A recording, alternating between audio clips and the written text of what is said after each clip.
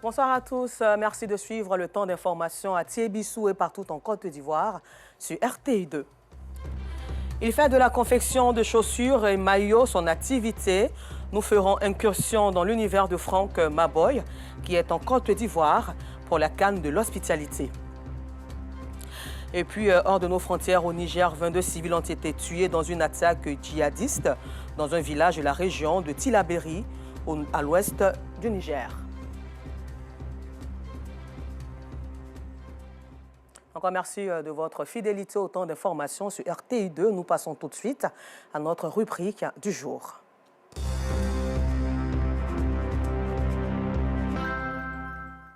Franck Maboy, résident au Texas, aux États-Unis d'Amérique, venu dans le cadre de la Coupe d'Afrique des Nations, fait de bonnes affaires en Côte d'Ivoire. Il sillonne les communes de la ville d'Abidjan pour commercialiser les produits, notamment des chaussures et maillots confectionnés par lui-même. À peine arrivé en terre ivoirienne, l'opérateur économique d'origine camerounaise tape dans l'œil de ses collaborateurs et clients. Après quelques semaines passées en Côte d'Ivoire, il nourrit l'ambition de s'investir dans l'entrepreneuriat. Franck Maboy, un modèle de réussite, c'est le portrait signé Justin Kouassi, Clément Boko, Zié Traoré et Fatima Ouattara.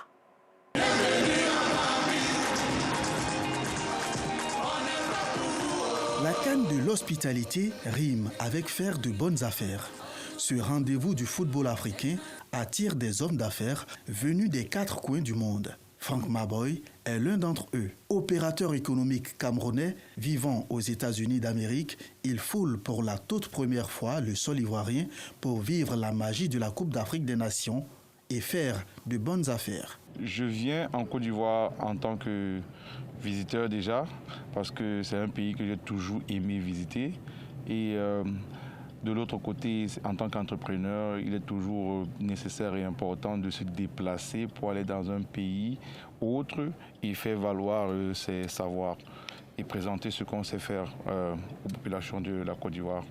Pour la première fois, en quelques jours, se retrouver sur un si grand plateau de télévision qui est c'est midi, net à la sortie de l'émission, j'ai reçu pas mal de coups de fil, non seulement des téléspectateurs, mais aussi des personnes intéressées aux produits que j'ai pu présenter durant l'émission.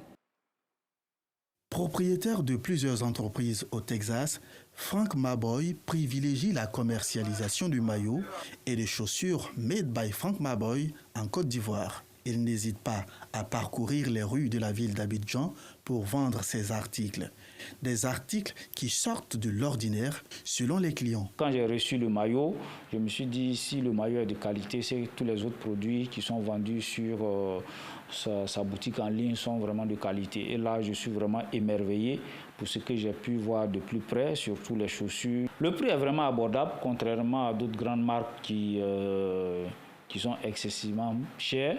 Mais lui, son prix est vraiment social. Sur les réseaux, puis je suis tombé sur un de ces trucs, je ne savais même pas la personne, je connaissais le nom. Ça, c'est vraiment un truc qu'on doit adopter, pas seulement pour une équipe de football d'un pays. Ça symbolise vraiment notre identité. Vous allez voir les choris. En tant que photographe, je voulais faire même des shootings, mais sauf que je n'avais pas de stock. Je ne connaissais pas où je pourrais m'en procurer. La faveur de la canne a permis vraiment de s'implanter, de s'imposer. Les nous comme ça, là, qu'on ne connaissait pas depuis là, on s'implante et on connaît. Après une longue journée de vente, Franck se rend au quartier Angri, dans la commune de Cocody.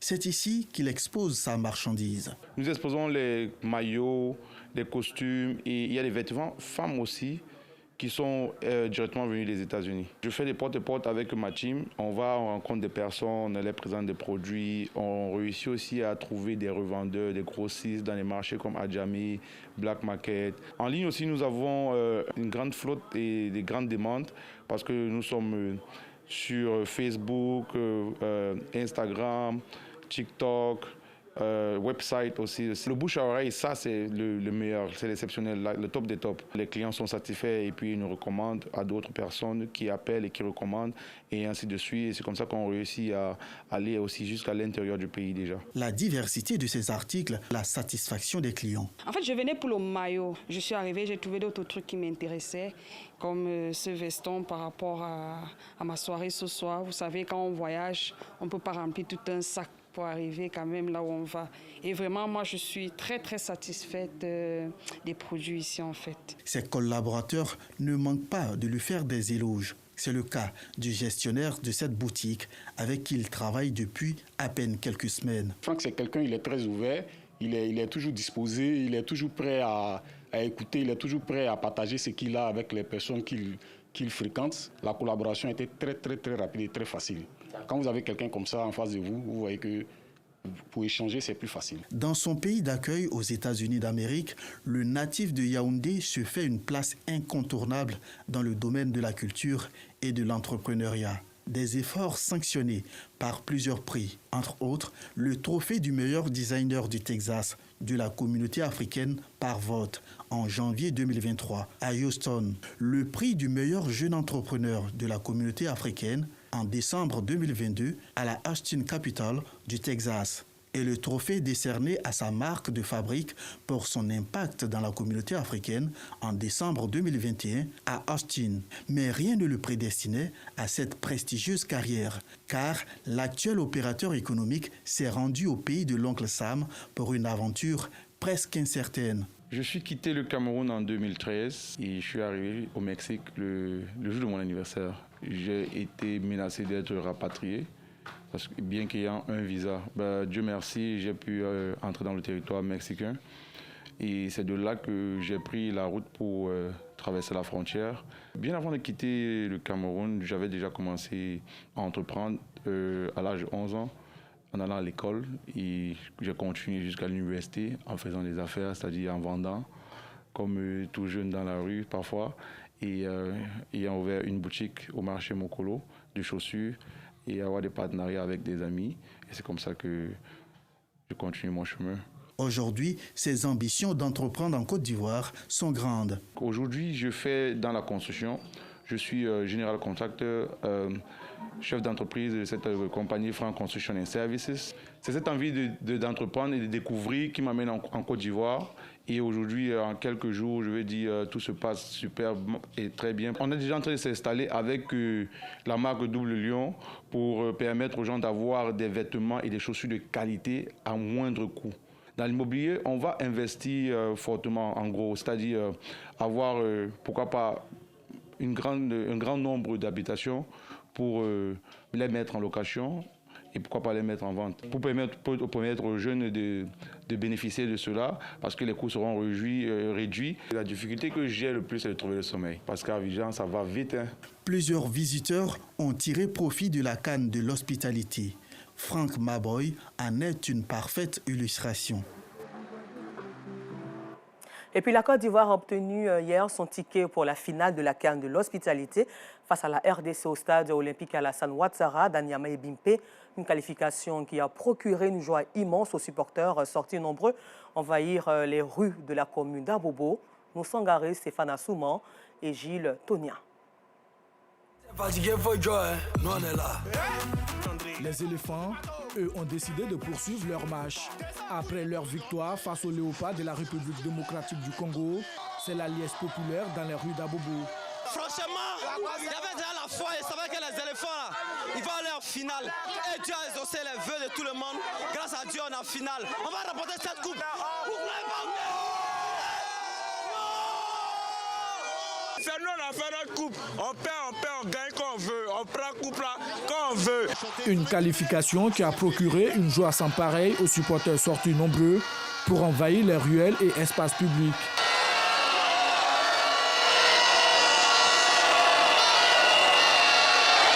La célébration de la victoire des éléphants dans ce bar amène les 10 jockeys à reproduire l'instant du but de Sébastien Haller.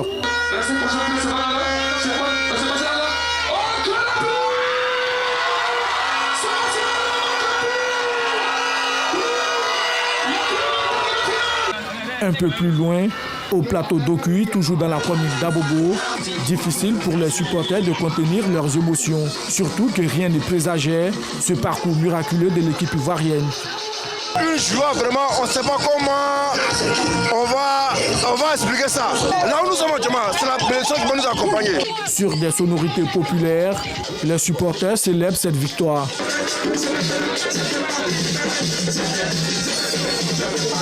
Je suis très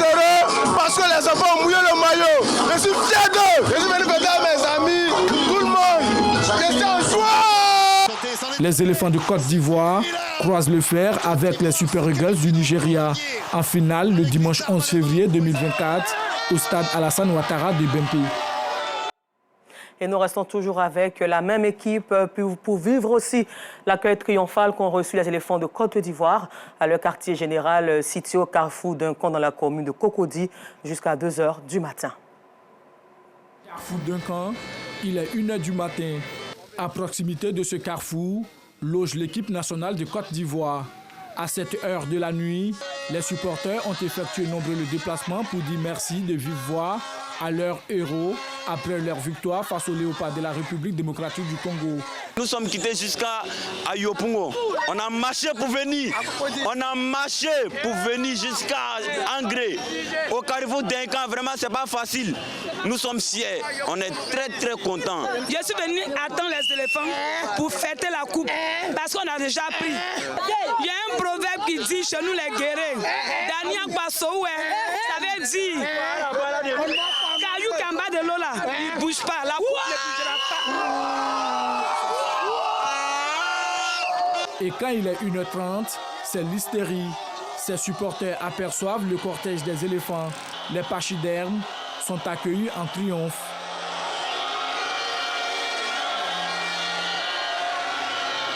À l'entrée de l'hôtel, un autre comité d'accueil pour corser cette reconnaissance.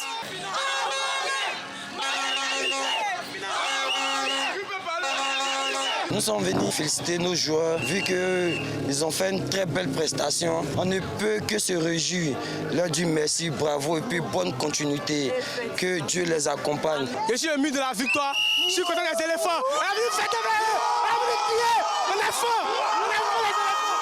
Depuis leur qualification au 8e de finale, les éléphants de Côte d'Ivoire enchaînent des victoires. De quoi rassurer les supporters qui désormais placent en eux leur confiance jusqu'à la victoire finale. Et puis en toute humilité, à l'instar de toutes les localités du pays, cette qualification en finale a été aussi célébrée dans une ambiance festive à Biancoumane, dans l'ouest de la Côte d'Ivoire. Retrouvons au pied du Mont Bian, Gervais Kwasi, du bureau régional de RTI Mans. Un village comme ici à Irongouin-Mangouin, la canne de l'hospitalité focalise toutes les attentions. Le foyer des jeunes qui fait office de fan zone était plein à craquer lors de l'opposition éléphant de Côte d'Ivoire contre léopard de la République démocratique du Congo.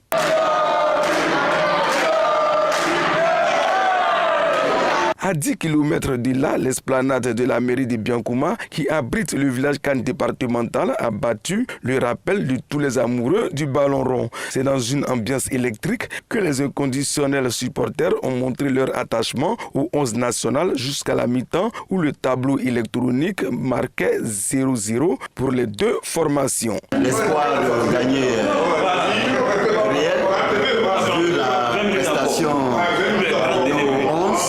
vivement que la seconde période qui va débuter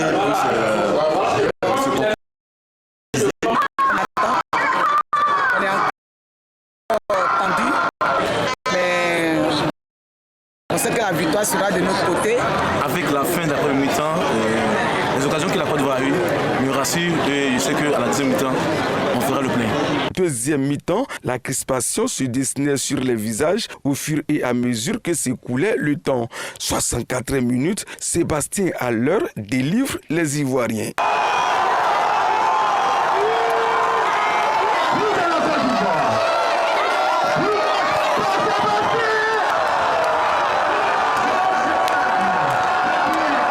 Le score va rester inchangé jusqu'au coup de sifflet final de l'arbitre. On voudrait féliciter les jeunes joueurs, on voudrait féliciter le président de la République, le Premier ministre, le ministre des Sports, qui ont mis les bouchées pour doubler la motivation des Ivoiriens aujourd'hui. Le message du président de la République, chacun se l'est approprié.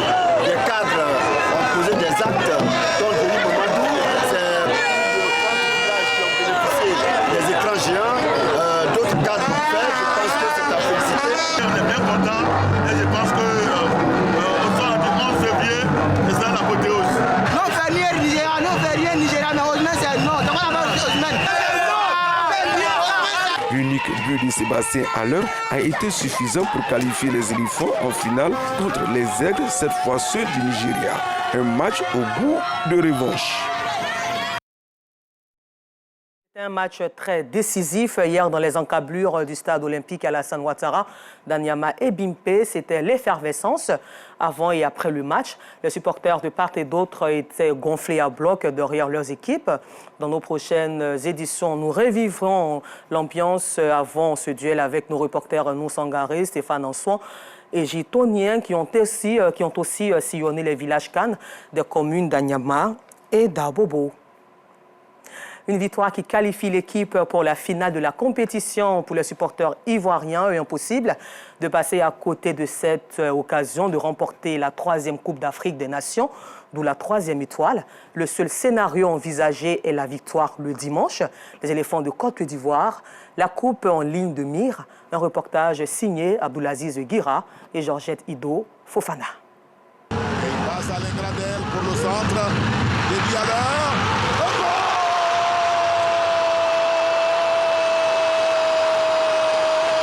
Dans cette victoire des éléphants face aux léopards du Congo, les Ivoiriens y voient bien plus qu'une simple qualification pour la finale.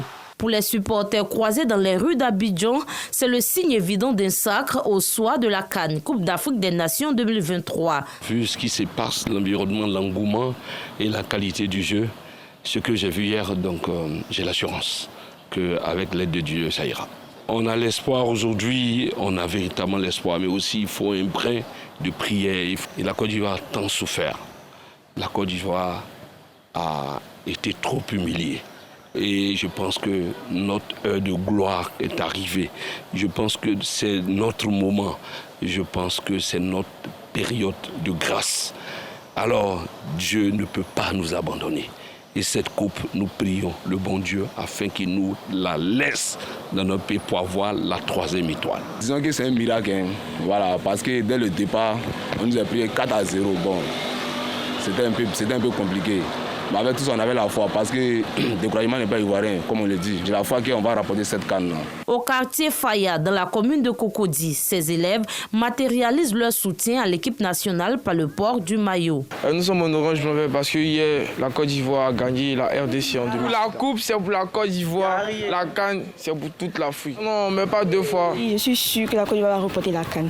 Parce qu'on est fort, on ne pense pas que la Côte d'Ivoire peut perdre. Des rues de la commune de Cocody jusqu'au grand tour de la commune du Plateau, l'espoir d'une 3e étoile sur le maillot ivoirien n'a cessé de croître chez les supporters. Ma confiance en cette équipe-là s'est accrue lorsque nous avons été qualifiés après des calculs de points. Je me suis dit, vraiment, il y a quelque chose à faire, ça sera le déclic. Et heureusement, l'équipe a eu ce déclic-là et a commencé à réagir positivement. Comme disent les gens, et le mental de fou, et moi j'agiterai la sérénité du président Ado. Avec ces 2 forces-là, on peut aller loin et même prendre la coupe. Moi, franchement, j'ai jamais douté, j'ai jamais désespéré de cette équipe-là. Parce que quand je regarde la sélection, ils n'ont rien envié, les joueurs n'ont rien envié aux autres équipes. Dans l'espoir de concrétiser les pronostics, la Côte d'Ivoire donnera tout face au Nigeria le 11 février prochain. Bonne chance aux éléphants de Côte d'Ivoire. Et hier, après la victoire, c'était l'euphorie totale dans toutes les rues d'Abidjan et les villes de l'intérieur après la victoire contre la RDC. Dans cette explosion de joie arrivent des accidents parfois graves pouvant entraîner des pertes en vue humaines. Ce fut le cas hier à Bobo, feu tricolore de la gendarmerie. Un passager de mini-car communément appelé Gbaka a été percuté par un cortège. Plus de peur que de mal, grâce à l'intervention des sapeurs-pompiers, il a été référé vers un hôpital encore en vie. Nous invitons donc les populations à plus de prudence. Et puis, sachez aussi qu'avec Cassiton Diarra, nous revivrons l'ambiance dans nos prochaines éditions du match Afrique du Sud-Nigeria. Hors de nos frontières au Niger, 22 civils ont été tués dimanche dans une attaque djihadiste dans un village de la région de Tillabéri, dans l'ouest du Niger, proche du Mali. En RDC, compte tenu de la situation désastreuse des organisations humanitaires, lance un cri d'alarme et demande une attention particulière pour les victimes de guerre. Et puis nous terminons ce temps d'information aux États-Unis d'Amérique où la Cour suprême s'apprête à rendre une décision d'une rare importance sur la probable candidature de Donald Trump à la présidentielle et concerne la manière dont les institutions américaines seront perçues par les générations futures. Encore merci à vous de nous avoir suivis et bonne suite de programme sur RTI2.